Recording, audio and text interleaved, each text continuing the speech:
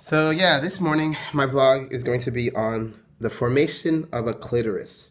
So I have a lot of ideas that I've come to from my understanding of evolution and realizing that, everything in the environment and everything that we do affects our genes, and our genes eventually change over time in terms of expressing things that maximize or optimize our survival. And one of the things that has formed in women is a clitoris. But given that I've had a lot of sexual experiences with women, I've had 95 to 96 partners, of which about 86 to 87 are women. I've seen a lot of different women's bodies, and not only, in terms of like getting to inspect in a way, but also getting to sexually stimulate and feel the difference. And as I got through medical school and really started understanding the anatomy even better, I really started to notice a lot of differences amongst the bodies of the women that I've been with. And not just color or weight or those certain, or, skeletal structures. I've even noticed differences in the clitoris. There's one woman, for instance, who had a very pronounced clitoris, and I'm not really sure exactly why. It's not in that it was large or that it was her pee hole, like her urethra, because that's not exactly the clitoris. It was a distinct position just below her urethra, and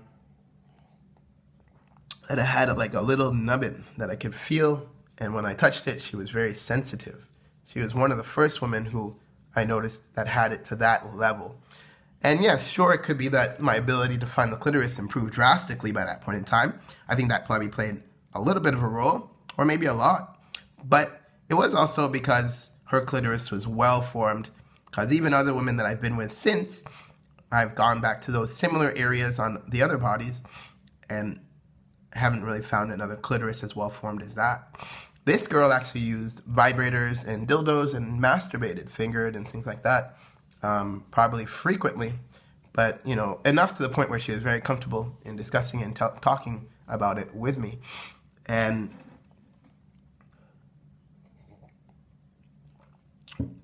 my understanding, when I think of it from an evolutionary perspective, I'm quite sure, although I don't have much definitive proof, that the formation of clitori in women really in part has to do with, one, masturbation, specifically fingering, and stimulating that area. When you stimulate it, I'm pretty sure nerves over time do start to sprout in some of those areas, do start to get, you get some neuroplasticity in the brain, specifically affecting probably the limbic system, amygdala, and some other neuroanatomy, as well as different parts of the cortex. And it also probably even affects some of the muscles and musculature down there, ever so slightly. But over time, that summates and eventually makes it into the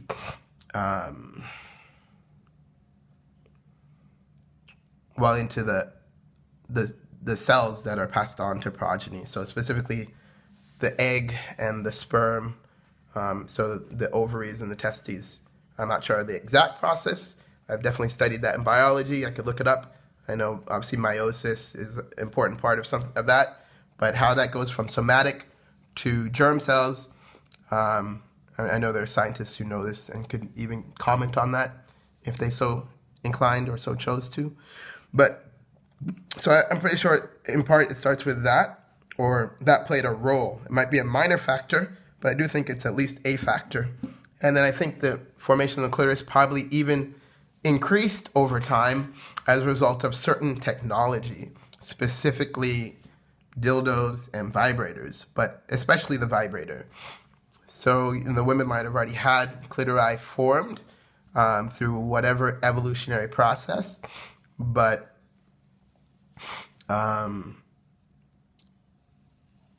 a result of stimulating it with more technology and increasing that sensation and that neuroplasticity and those anatomical parts, I'm pretty sure the formation probably did increase. So for the women who use those kind of toys, I would expect that their clitori would be more pronounced and more developed. and even their neuroanatomy around sensing the clitoral stimulation would be more pronounced and more developed, as opposed to women who don't use those types of technology and who don't masturbate as much or at all.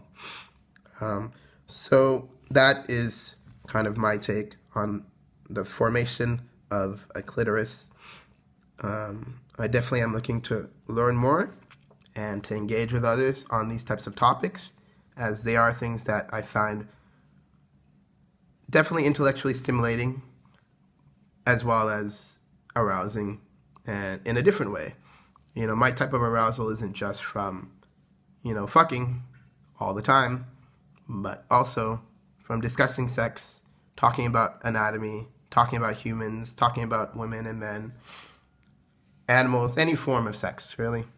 And for me, pretty much it all has been and keeps becoming sex. So I hope you enjoyed this video. Do view this video and my other videos, like, subscribe, share, and comment.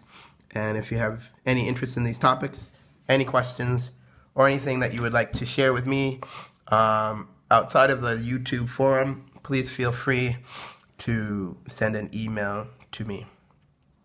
All right, my emails are listed below, as well as links to the rest of my social media sites.